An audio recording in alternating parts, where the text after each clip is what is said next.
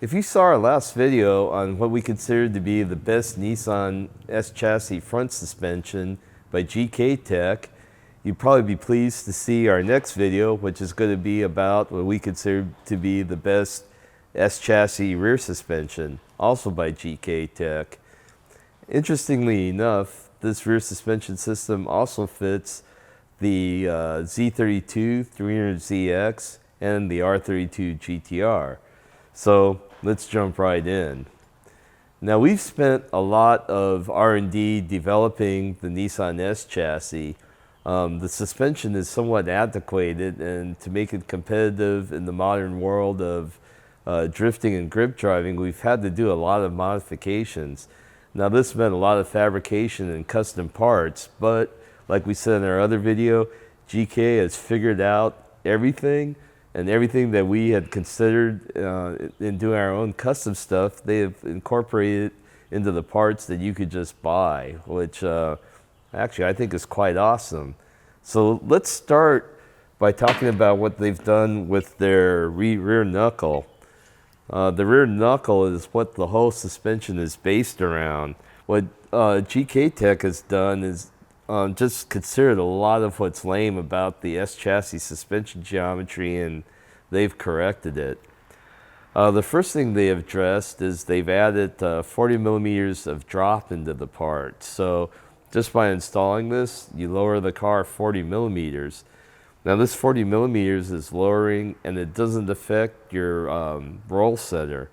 A big problem with the S-chassis is that the roll center, when you lower the car, drops really fast. And the distance between the roll center and the center of gravity in the back of the car is like a lever arm that we call the roll couple. And that centrifugal force can work on that lever arm and roll the car over. So in your S-chassis, when you lowered the back, your roll couple went up faster than your CG went down. So you had a lower car that had more of a propensity to roll. Also, with the short links of the multi-link suspension, the rear roll center took a dive really fast. So you can get a rear roll center that's lower than your front roll center.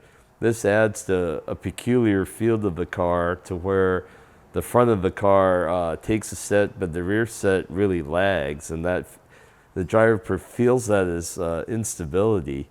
And this instability feeling is what can make the car feel twitchy when you're drifting.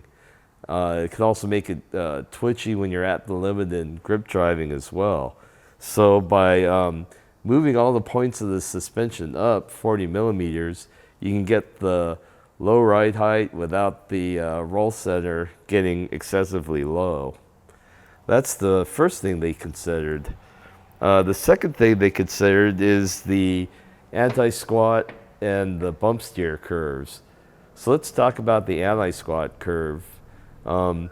With the stock knuckle, your anti-squat, which is the suspension's resistance to squatting under torque load of the tires, it goes negative and then it goes positive, and the curve is pretty extreme. So that means when you first step on the gas and the car reacts and squats, the suspension has a tendency to actually suck down more and dip. And this preloads the suspension and makes it so you lose grip, because you're kind of ramping up your wheel rate and making it stiffer. And then once the suspension recovers from that initial hit, the curve actually went to where you had a lot of anti-squat coming in really fast. So what this does is it creates a zone where the suspension almost goes into bind under torque load, and that also causes you to lose grip. And this transition, especially when the car is lowered and the links are all in weird angles, gets so abrupt that it can actually cause wheel hop. And the more powerful, torquey Z car and the GTRs really can wheel hop, especially with wide tires. If you get a S-chassis with a lot of power, it can also wheel hop, and the wheels can actually bounce like basketballs.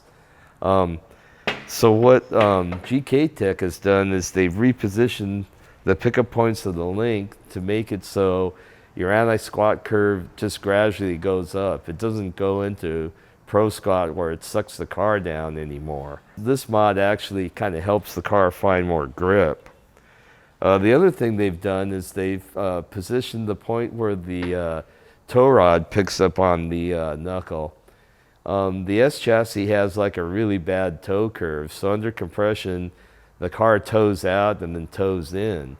Toe out is really bad in the back for stability, and when the car leans over in the turn and the suspension compresses, it actually tows out, and that's another thing that contributes to twitchy handling for both drifting and grip driving. So GK Tech has repositioned the pickup point of the tow arm to where the toe only gradually increases as the suspension compresses. So no longer does it toe out than toe in, but it just tows in. This helps stability quite a bit. Finally, GK Tech has positioned all the pickups and all the clearances around the axle to where you can run a heavy-duty axle, like from Drive Shaft Shop, or run GTR axles without hitting anything. A lot of other knuckles that are sold as drop knuckles often have problems with the CV joint or the axle hitting because that consideration hasn't been taken. But GK Tech, you can run your heavy-duty axles without a problem. Some other cool things is the offset for the hub and everything has been taken care of, so you don't have to run spacers to run a brake. And this knuckle's been designed around the Z32 brake. So you can run a Z32 rotor and a Z32 caliper. Z32 rotor is a bigger ventilated rotor that has a lot better cooling, and the caliper is a cool racing type twin piston with a fixed piston caliper. So that's a better brake that works better. It's a Z32 part. They're easy to find in junkyards, and you can get rebuilt ones for really cheap. Another cool feature is that it has mounting ears for two Z32 calipers. So you can have one as your main brake and one as a drift brake. The stock parking brake is also compatible with the GK Tech knuckle. So you can run a Z32 internal drum rear parking brake. So you can have a conventional parking brake and a drift brake without any fabrication. Some other interesting things that are good value attributes is all the bearings on the knuckle are spherical. So you don't have to buy a spherical bearing conversion kit. It already comes like that. Other cool features is this knuckle has been all designed on CAD using finite element analysis. Finite element analysis lets them analyze the stress really good, so they could figure out where to add gussets and reinforcements, where the gussets can be windowed for less weight without reducing strength, and how to make this thing light and strong. As you can see, the knuckle is like hollow. Most of the other knuckles on the market are just flat plate with some reinforcing tabs and mounting tabs on them, but this is actually a three-dimensional structure. Your stock Nissan part is a big piece of steel, and it's solid and it's heavy. These are about 1.2 kilograms per side lighter than the stock part. The knuckle is constructed out of 4130 plate. It's all laser cut and TIG welded together, and it's been designed with a stress factor of 4. That means it's 4 times stronger than any maximum anticipated load that the part is expected to see. So here you have a part, corrects all the geometry issues, has good spherical bearings, a lot of flexibility. You can mount a drift brake cheap. You could use cheap Z brakes. It's strong and it's lighter than stock. How can you go wrong? Next up is the GK Tech lower control arm. Now this lower control arm is really sweet, and it addresses like every aspect you could possibly think of when trying to come up with an arm for these cars. First off, it's made out of chromoly, 28 millimeter thick diameter with a 3 millimeter wall thickness. Really strong stuff. It's all TIG welded. It's been FEA optimized to place all these gussets and reinforcements. It has just the right amount of gusseting for maximum strength and minimum weight. And like the knuckle, it's designed to take 4 times the maximum anticipated stress. So even though it's light, it's strong. There's some interesting features, like we have spherical bearings here, and the spherical bearings are angled so you can adjust the track by adjusting them in and out. And you can also adjust fore and aft to get your wheel well centering of your tire perfect, so you could optimize the fit of your wide tires, get that fit perfect. You can adjust the track. Adjusting the track wider gives you more grip. Adjusting the track narrower gets you less grip. It also can get you more wheel well clearance to run fatter tires. The other interesting thing is you could adjust the ball joint mount part right here. With shims, you can raise or lower this and move the location of the pickup point this way, so you have fine-tuning capability of your roll center in the rear. You preserve your roll center location with the drop knuckle, but you could also raise and lower it here to do some fine-tuning of your roll center location. That's all really cool and stuff that advanced suspension tuners will find really useful. A lot of flexibility here. You can even use the adjustment in these to give you even more camber adjustability. I mean, the camber link is highly adjustable, but in case you needed more for some reason, you could do it here. The next part we wanted to talk about is the camber link. This is the topmost link that bends around the rear shock. It's sort of unremarkable in some ways because there's a lot of other companies that make these, but we'll talk about what sets this apart from the competition. First, the construction. It's chrome moly, thick wall. It's designed with FEA optimization, and it's designed for 4 times the maximum anticipated load, like everything else.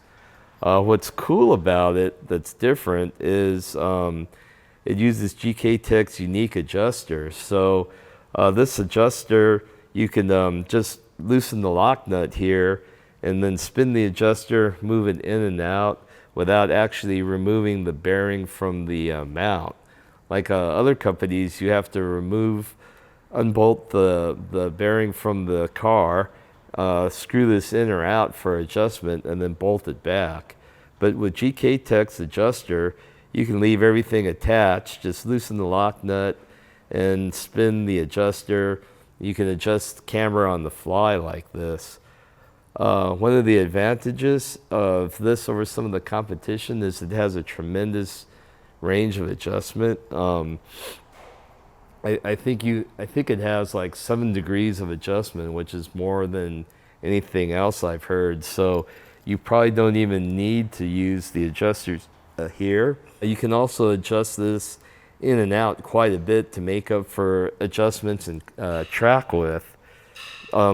The way they do this is the part here that welds to the arm is really long, so there's lots of engagement and allows support for the spherical bearing shaft. The shaft actually uses the adjuster as a sleeve for reinforcement, and the bearing has a really long threaded section, so there's always plenty of thread engagement. A lot of times what bites people in the butt is they start screwing this out and out more and more, and they end up with no thread engagement, hits a minor bump, and the spherical bearing breaks because there's no thread overlap. But unless you're doing something really weird, that's not going to happen with this. The next part is the traction arm. The traction arm is the link that goes forward that kind of bolts in the direction of the front of the car. Like all the other parts, you're looking at 4 times overstress capable and a lot of adjustment room. Now this kind of controls the arc of that the wheel takes in its travel. Adjusting it longer kind of reduces the toe and under roll, and it also kind of reduces the amount of anti-squat that ramps up in the geometry. Adjusting this longer makes the toe curve flatter and you get less toe steer. Adjusting it shorter makes it toe in more under compression, A lot of people like this. Can stay on the gas harder with more rear toe steer.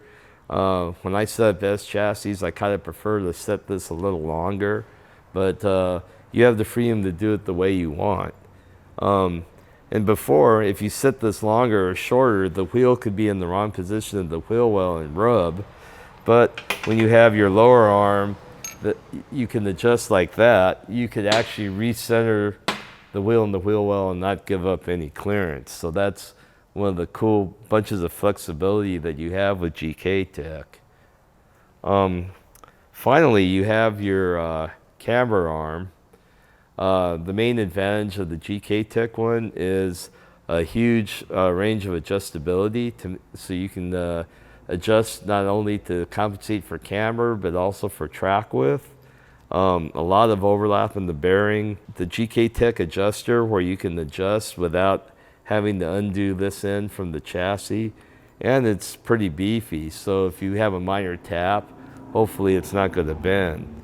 I mean, all these parts are pretty strong and stronger than most that we've seen on the market. A nice attention to detail that GK Tech does is every single one of these spherical bearings has a water and dust boot. These bearings are really strong. They have zero compliance for a very accurate alignment and no rubberiness in the car's response, but they're not shielded from dirt. So this shields them from dirt, and it's something that probably nobody else in the market pays attention to, I think, but you have dirt sealing. So like the front, we're also running a 5-lug conversion. We're doing this so we can take advantage of the way higher availability of different wheels in the 5x114 bolt pattern. These are Injuku's top-of-the-line conversion hubs. They're a little bit more expensive, but they run OEM quality bearings. That's important for grip driving, where you're going at high speeds for long periods of time and high G loads for long periods of time. We're spending a bit more money up front, but we think the Injuku Racing parts are some of the best 5-lug conversion parts on the market. So there you have it, the best thought out S-chassis rear suspension on the market. Everything from adjustability, flexibility to better kinematics are all engineered in. Like I said before, we used to spend a lot of time making custom parts, but now it can all be bought right off the shelf. So if you like this video, you want to see more, subscribe to our YouTube channel. If you want to read more about our Project S13 and these parts in detail, go to MotoIQ.com, check it out, read the article. Sometimes reading sinks in better than listening to me talk here. So until next time, I guess I'll see you later.